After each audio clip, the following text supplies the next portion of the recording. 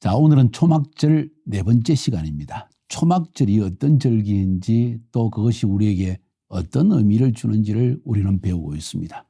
비록 구약 성경에 기록되어 있지만은 이것은 신약 시대를 살고 있는 우리에게 예언적 의미를 미리 하나님께서 던져주신 것입니다.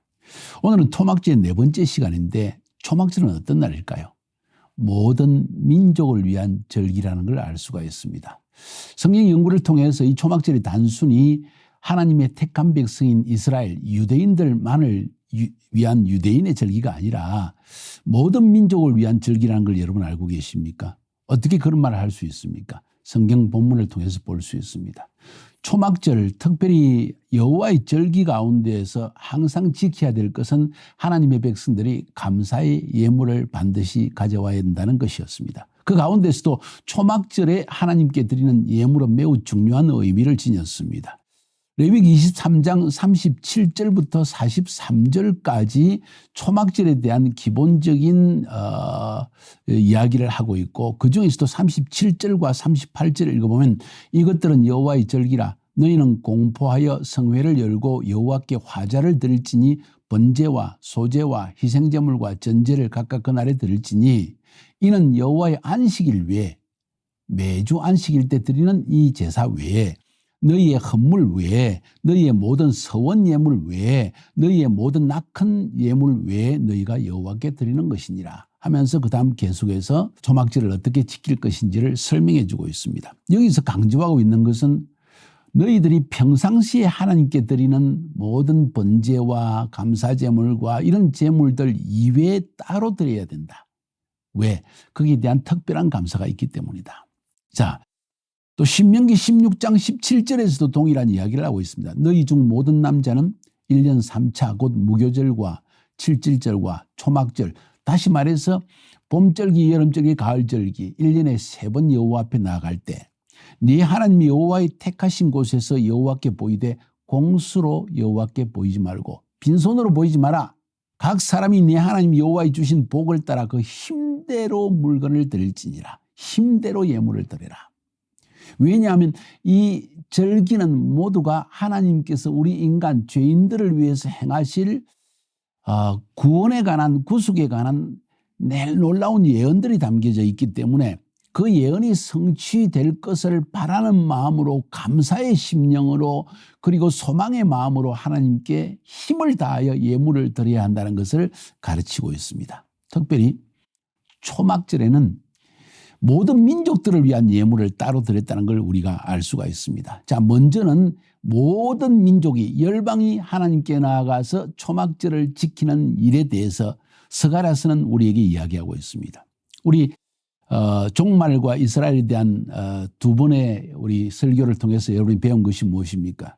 특별히 두 번째 설교에서 스가랴서 12장과 13장과 14장은 종말의 때 즈밍해서 이스라엘에 일어날 일들을 종말에 이스라엘에 일어날 일들을 쫙 클로즈업 해가지고 우리에게 보여줬다고 했죠.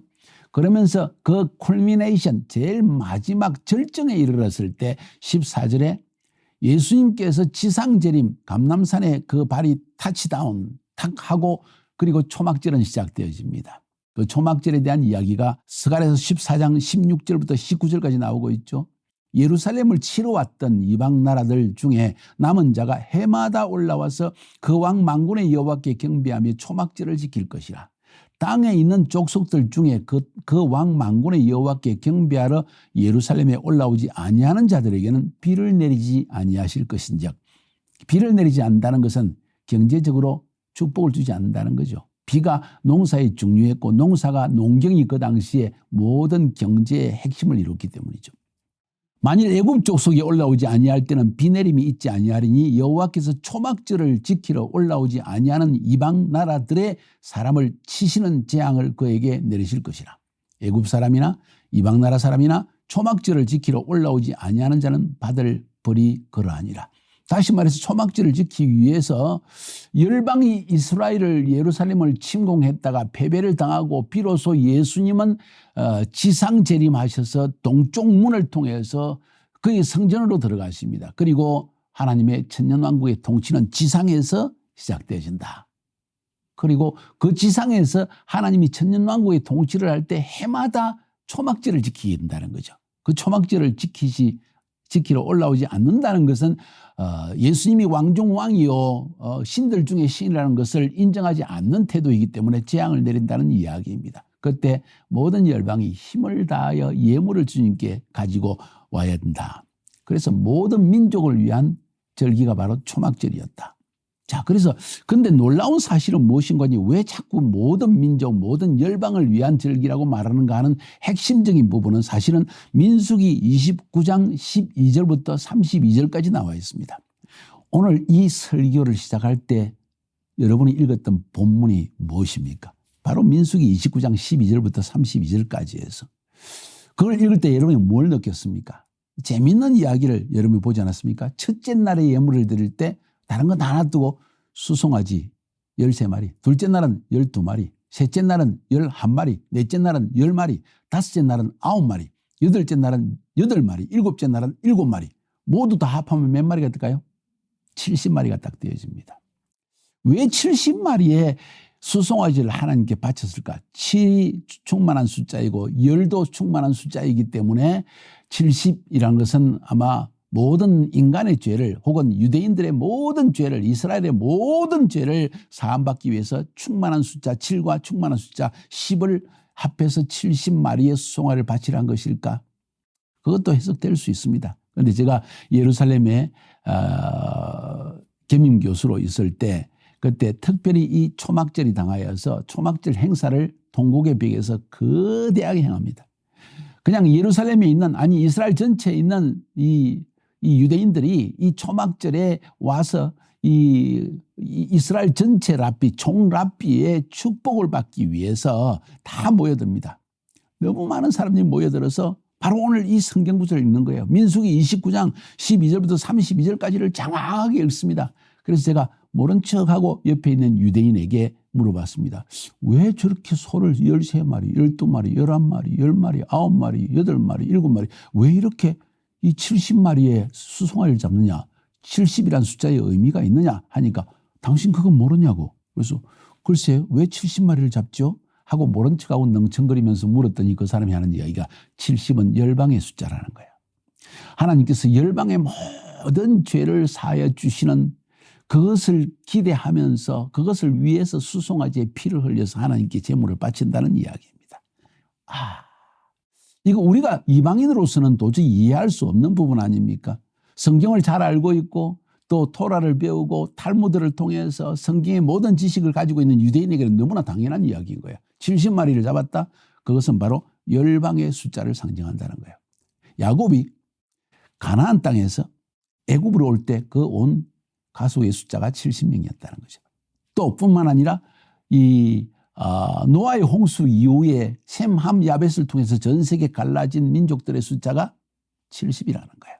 그래서 성경적으로 70이라는 숫자는 무조건 열방에 대한 숫자입니다. 온 인류라는 이야기입니다. 온 인류의 죄를 위해서 십자가에 죽으신 예수 그리스도를 상징하는 것이죠. 그래서 초막절은 이 모든 인류가 예수 믿음, 예수 안에서 구원받는 것을 상징하는 감사의 예물로 드리는 것이 수송아지 70마리라는 거죠. 할렐루야.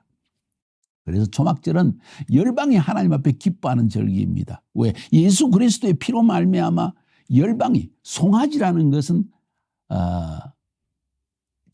지도자 혹은 나라 혹은 민족의 대표성을 지닌 것이 송아지입니다.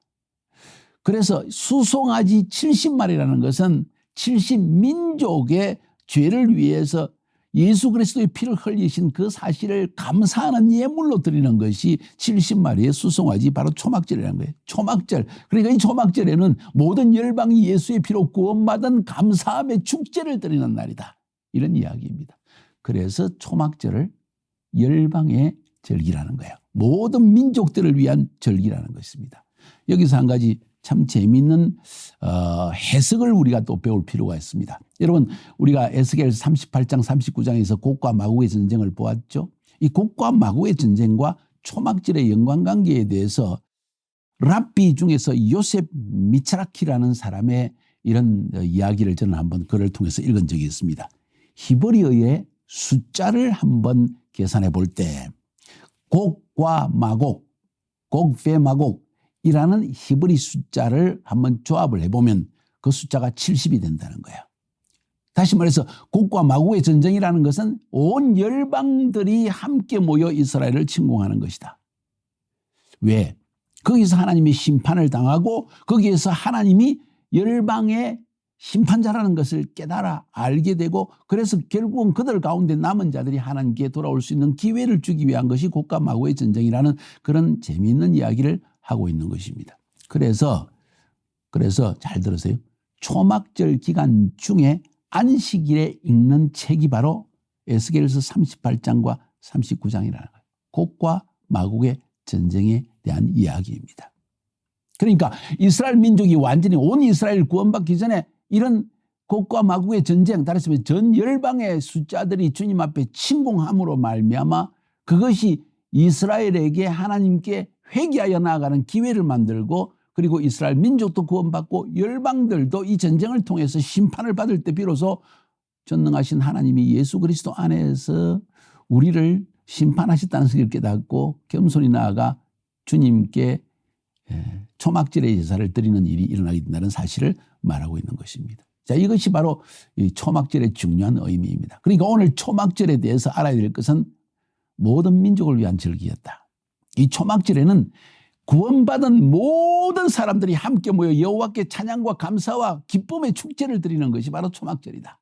바로 여러분 이방인들과 내가 구원받을 수 있었던 것은 바로 예수 그리스도께서 십자가에 죽으실 때 단순히 유대인을 위해 죽은 것이 아니라 모든 인류를 위해서 70마리의 송아지, 다시 말해서 온 세상에 흩어진 70민족, 전 세계에 있는 모든 족속들을 위해서 피를 흘리신 예수 그리스도시다. 그래서 이 날을 함께 기뻐하며 먹으며 마시며 하나님께 찬양과 경배를 드리는 때이다. 바로 그것은 천년왕국을 상징한다는 것을 여러분에게 말씀드렸습니다. 사랑하는 여러분, 그래서 하나님의 칼렌다를 알아야 됩니다. 특별히 가을 절기에 나타난 하나님의 예언적 칼렌다가 무엇입니까? 엘룰월 1일부터 티시리월 10일까지 40일간의 회개와 금식의 기간, 하나님께 돌아가는 테슈바, 돌아간다는 뜻이죠. 40일간의 이런 기간을 통하여 테슈바, 하나님께 돌아가자 하는 운동을 일으켰는 이유는 바로 그 기간에 메시아가 오시기 때문입니다. 티시리월 1일 나팔절,